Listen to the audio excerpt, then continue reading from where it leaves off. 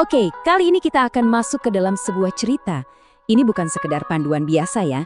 Ini adalah sebuah skenario penyelamatan yang akan membawa kita langkah demi langkah melewati salah satu situasi bertahan hidup yang paling menegangkan. Coba deh bayangkan sejenak. Kamu lagi di atas kapal. Suasananya sempurna. Angin laut sepoi-sepoi, ombaknya tenang. Kamu rileks, mungkin lagi mikirin serunya liburan yang menanti di depan. Dan dalam sekejap, duar! Semuanya berubah.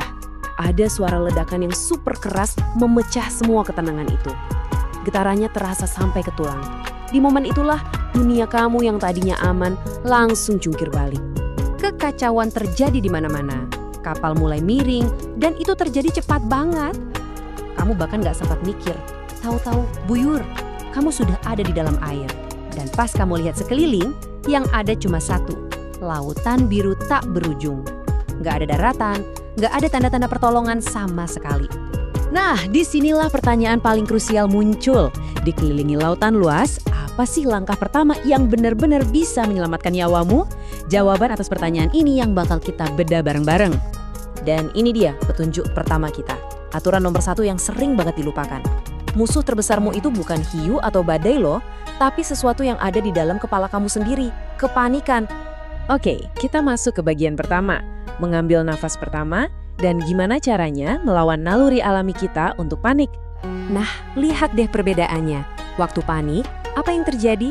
Kamu bakal bergerak membabi buta. Napas jadi pendek dan cepat. Buang-buang energi, itu bisa bikin kamu kelelahan cuma dalam hitungan menit. Tapi sebaliknya, kalau kamu bisa tenang, kamu bisa menghemat setiap gram energi kamu yang berharga. Nah, ini bedanya antara bertahan beberapa menit dengan bertahan beberapa jam. Jadi apa yang harus dilakuin? Kedengarannya simpel ya, tapi pas kejadian susah banget. Pertama, paksa diri kamu buat tarik nafas, pelan, dalam. Kedua, lemesin semua otot kamu, jangan tegang. Pokoknya biarkan tubuhmu rileks dan percaya sama air. Dan ini fakta penting yang harus kamu pegang erat-erat. Tubuh kita itu secara alami bisa ngapung loh, apalagi di air laut yang kadar garamnya tinggi. Jadi tubuhmu itu ingin mengapung. Jangan dilawan, justru biarkan laut yang menopang kamu. Oke, kamu udah berhasil.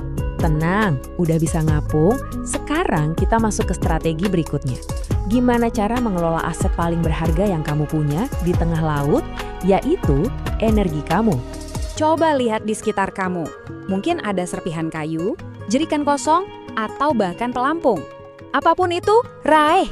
Benda-benda ini bisa jadi sahabat terbaikmu. Dengan bantuan mereka, kamu bisa mengapung tanpa perlu keluarin tenaga sama sekali. Sekarang, kita bahas satu teknik yang spesifik banget. Namanya posisi HELP. Itu singkatan dari Heat Escape Lessening Position. Tujuannya, ya sesuai namanya, buat mengurangi panas tubuh yang keluar. Ini kunci banget biar kamu bisa bertahan lebih lama di air dingin. Caranya gimana? Gini nih, spesifik banget. Tarik lutut kamu sampai ke dada, terus peluk tubuhmu sendiri sekencang mungkin. Yang penting, kepala tetap di atas air. Posisi ini tuh ngelindungin bagian-bagian inti tubuhmu, tempat panas paling banyak hilang.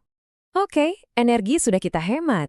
Tapi sekarang ada 2 musuh besar lain yang harus kita hadapi. Hawa dingin yang bikin menggigil dan rasa haus yang luar biasa menyiksa. Hipotermia. Ini nih, si pembunuh senyap di lautan. Kondisi ini terjadi waktu tubuh kamu kehilangan panas lebih cepat daripada kemampuannya menghasilkan panas. Nah, makanya posisi HELP yang tadi kita bahas itu krusial banget. Itu temeng pertama kamu ngelawan dingin. Oke, sekarang soal rasa haus. Ini mungkin aturan paling penting yang gak ada tawar-menawar. Dengerin baik-baik, jangan pernah, sekali lagi, jangan pernah minum air laut. Titik. Kenapa?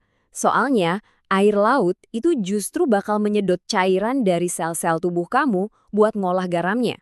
Akibatnya, kamu bakal dehidrasi parah, pusing, mulai halusinasi, dan ujung-ujungnya malah mempercepat hal yang paling kita hindari, yaitu kegagalan organ. Bertahan itu satu hal, tapi tujuan utamanya kan biar kita ditemukan. Nah, sekarang kita bahas langkah-langkah proaktif yang bisa kamu lakuin buat memperbesar peluang kamu diselamatkan. Kalau ternyata ada korban selamat lain, jangan misah, tetap bareng-bareng. Kenapa? Karena sekelompok orang itu jauh lebih gampang dilihat dari udara atau dari kapal lain dibanding cuma satu orang. Plus, barang-barang itu bisa saling kasih semangat. Itu penting banget loh. Terus, kalau kamu lihat ada kapal atau pesawat di kejauhan, jangan cuma diam, lambaikan tanganmu. Punya benda yang bisa mantulin cahaya, pakai. Mungkin cermin kecil atau bahkan bagian belakang HP kamu.